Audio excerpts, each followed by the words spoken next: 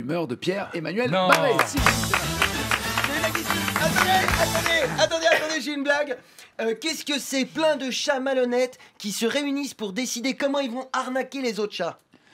C'est le conseil des ministres. 1-0 pour l'humour. Allez, assez rigolé.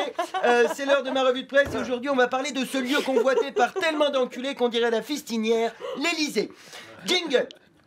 Être président, c'est très très bien.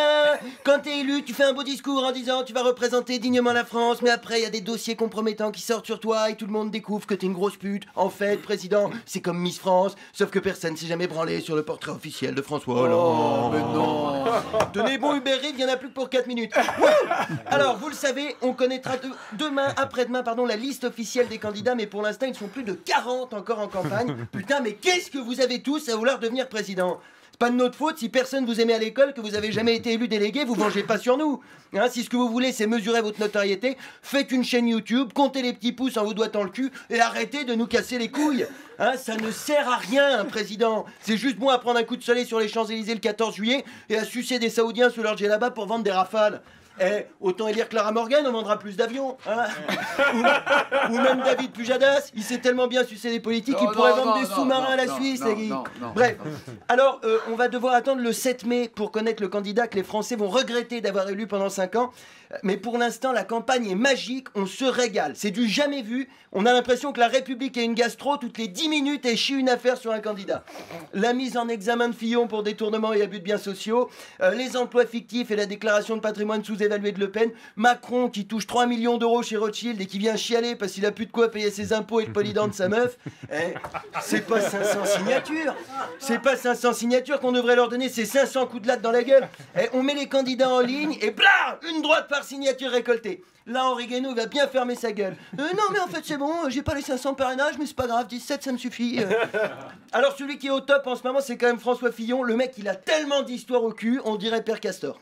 Et il y a 12 perquisitions chez lui par jour. Les enquêteurs, ils ont déménagé dans la Sarthe pour réduire leur bilan carbone. Même Vergès, il aurait refusé d'assurer sa défense. Milosevic, Laurent Gbagbo, Klaus Barbie avaient une chance de gagner, mais là, c'est pas possible. Je sais même pas comment il va faire pour continuer à faire campagne, Fillon. Il passe tellement de temps au commissariat, il paraît que les flics lui ont demandé de participer au pot commun pour le café et le PQ. Et là, je peux vous dire, les autres candidats, ils en peuvent plus, ils sont excités comme Morandini devant une pub Pampers. Hein, c'est simple, quand elle a appris la mise en examen de Fillon, Marine, elle a joui sur place. C'était Aqua Boulevard au siège du FN, ils ont été obligés de mettre des panneaux sols glissants partout. Elle a fait un jet tellement puissant, elle a crevé le deuxième œil de son père. Ah, je suis aveugle, tout est noir autour de moi, c'est horrible. Même Macron, il a mouillé quand Fillon s'est fait gauler par les juges. Il avait déjà volé son programme, il était chaud pour récupérer les électeurs. Et hier à 17h, paf, une enquête ouverte par le parquet financier pour favoritisme sur l'organisation de sa petite sauterie à Las Vegas. C'est con, hein. C'est con, tout le monde était pour lui en ce moment. Alain Minc, Xavier Niel, Robert Rue, Jean-Yves Le Drian, même Valls, il trépignait à l'idée d'y aller. Il révolutionne les lois de la physique, Macron. C'est le premier aimant qui attire uniquement la merde. Moi, je te foutrais tout ça en tôle. Il aura même pas besoin de faire campagne, les co-détenus, ils seront comme lui, ni à gauche, ni à droite, bien au milieu dans son cul. Pardon, je suis énervé.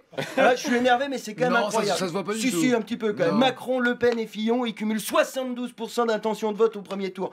Putain, mais vous les voyez, les preuves qu'on se fait mettre, elles sont en une de tous les journaux. Même Pif Gadget, ils hésitent à sortir un numéro spécial citoyenneté avec un mini-god et un petit flacon de poppers pour préparer les bambins à leur vie d'électeur.